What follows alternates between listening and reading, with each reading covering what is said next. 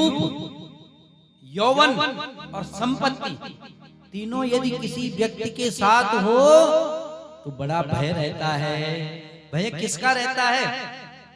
जिंदगी समाप्त न हो जाए, मानव शरीर समाप्त न हो जाए। क्या कि रूप यौवन संपत्ति प्रभुत्तमा विवेकता एक एकमप्यनार्थाय किमु यत्र चतुष्टया।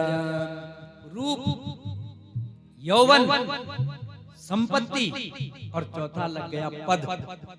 किसी के पास रूप हो, कोई गोरा व्यक्ति हो, ठीक ठाक हो दिखने का, तो महाराज उसे अभिमान रहता है कि मैं ठीक ठाक हूं।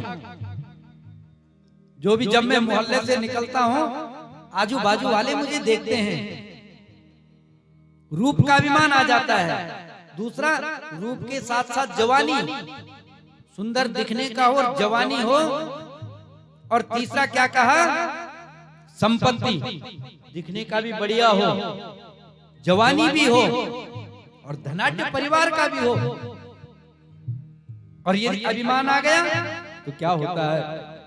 नाश होने लगता है। और चौथा क्या होता है? पद। जवान भी सुंदर दिखने का सुंदर भी है, युवा अवस्था यानी जवानी भी है, धनाढ्य परिवार से भी है, माता पिता बैकग्राउंड जिसे कहते हैं कि बैकग्राउंड बहुत अच्छा है। और चौथा पद, रूप भी है, यौवन भी है, संपत्ति भी है और पद भी है। चारों जिस व्यक्ति के पास हो उसे बड़ा संभल करके चलना पड़ता है, नहीं तो क्या होता है? समाप्त होने लग जाता है।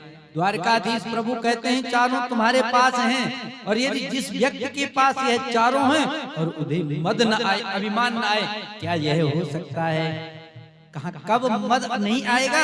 जब उससे प्रभु के चरणों से प्रेम होगा। यदि उसे रूप का अभिमान आएगा तो भगवान से कहेगा कि प्रभु कितने आप दयालु हैं, मुझे कितना सुंदर बना लिया, मैं जिस भी सभा में जाता हूँ लोग मुझे ही देखते रहते हैं।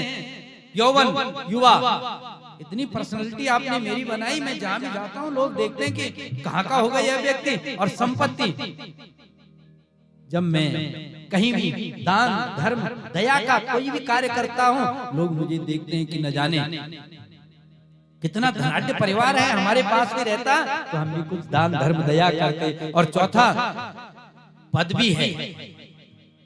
प्रभु आपके द्वारा मुझे पद दिया गया है, इस पद को मैं गरिमा बना करके सकुशल सेवा निवृत्त हो जाऊं, नहीं तो सेवा का मुझे जो आपने शुभ अवसर दिया है यदि हाथ से निकल गया तो अच्छा नहीं रहेगा। तो क्या कहा महाराज? यह चारों बात जब चारों जीवन में आते हैं और व्यक्ति को अभिमान आ गया तो समझो पतन होना ही है। बोलो भक्तवत्सल भगवान की जय। और इसके पश्चात महाराज क्या हुआ? भगवान कहते हैं कि भक्त मेरे भक्तों के हृदय में मैं सदा विराजमान रहता हूँ, भक्त का कभी अभिमान नहीं करना। इन क्या कहा इन्हें? भगवान के भक्तों ने, भगवान के पुत्र पौत्रों ने कहा, हमेशा होता है ना कहीं माता पिता यदि बच्चे को कुछ सुनाते हैं तो बच्चे कहते हैं कि माता पिता तो लेक्चर देते रहते हैं हमेशा, पिताजी न जाने क्या समझते हैं हमको। अरे हम भी तो जानते हैं। और आज का समय ऐसा आ गया, यदि माता पिता बच्चे और पिता के 40 वर्ष का यदि अंतर हो, 30 वर्ष का यदि अंतर हो, 20 वर्ष का अंतर हो, बोला आप नहीं जानते, इस समय हम जानते हैं। अरे आपसे अनुभवी हैं, आपसे अनुभव के बारे में जानते हैं। जिस धूप पर हम अब तपने जा रहे हैं उस धूप से वह पार हो गए हैं, उनका अनुभव कहता है। पढ़ाई लिखाई में माता पिता कम हो सकते हैं, ज्ञान में कम हो सकते हैं, लेकिन अनुभव में तो कभी कम नहीं हो सकते हैं। और क्या कहा महाराज? अपने पुत्र पौत्रों से कहते हैं कि कभी किसी का अपराध नहीं करना। कहा ठीक है ठीक है, एक कान से सुना दूसरे से निकाल दिया। और क्या हुआ? आज भगवान के समस्त माता पिता गुरु हरि के बानी, विनय विचार करिए सुज्ञानी। माता पिता और गुरुजन जिस बात को भी बोलते हैं आंख बूझ करके उस कार्य को कर दो तो कहा कोई विपत्ति नहीं आएगी। और यदि उस पे टिक्का टिप्पणी करोगे तो विपत्ति का मार्ग बनेगा। माता पिता क्या कमी चाहते हैं बच्चों के लिए? कहा नहीं,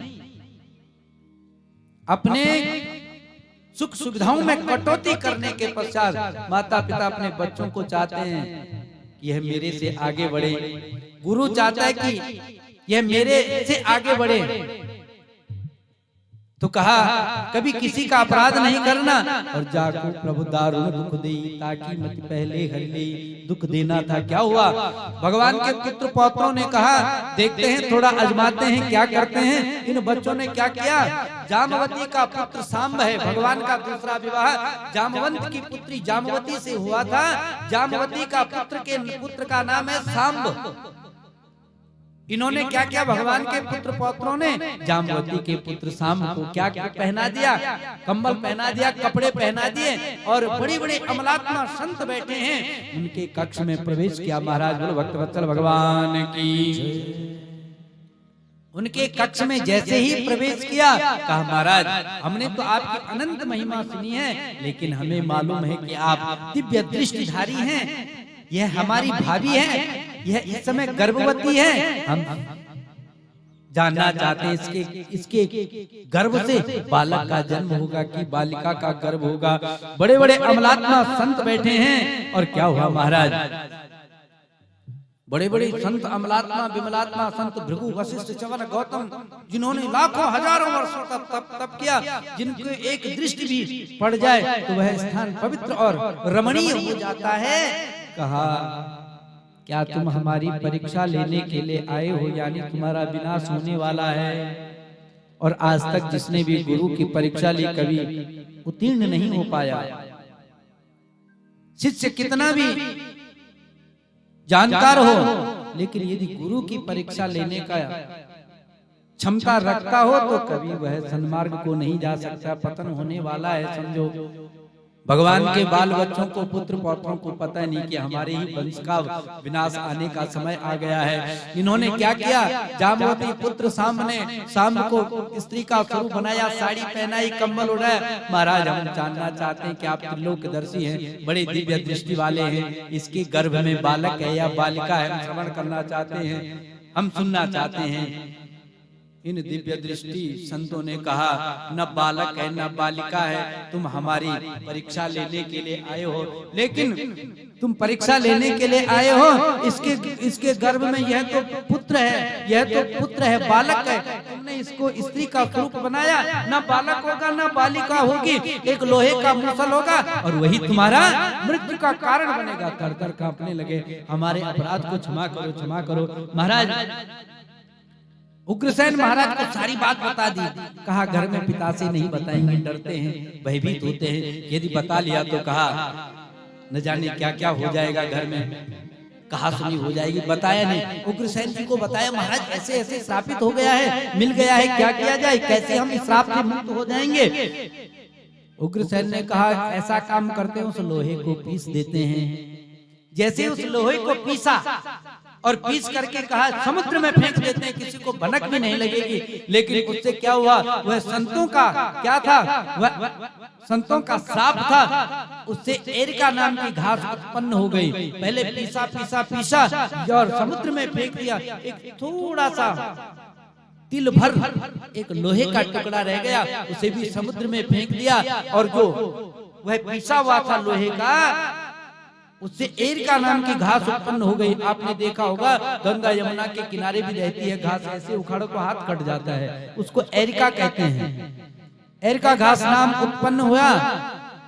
वह जो छोटा सा तिल भर टुकड़ा था, मछुआरा मछली पकड़ने के लिए गया, और लेकिन क्या हुआ, किसी मछली ने उसको छोटे से कण को उगल लिया, मछुआरे ने पकड़ा, और जैसे ही मछुआरे ने पकड़ा, उस लोहे के टुकड़े को क्या किया, राजा के दरबार में पेश किया, और पेश करने के पश्चात वही यदुवंशियों का मृत्यु का कारण बना। बोलो भक्तवत्सल भगवान की।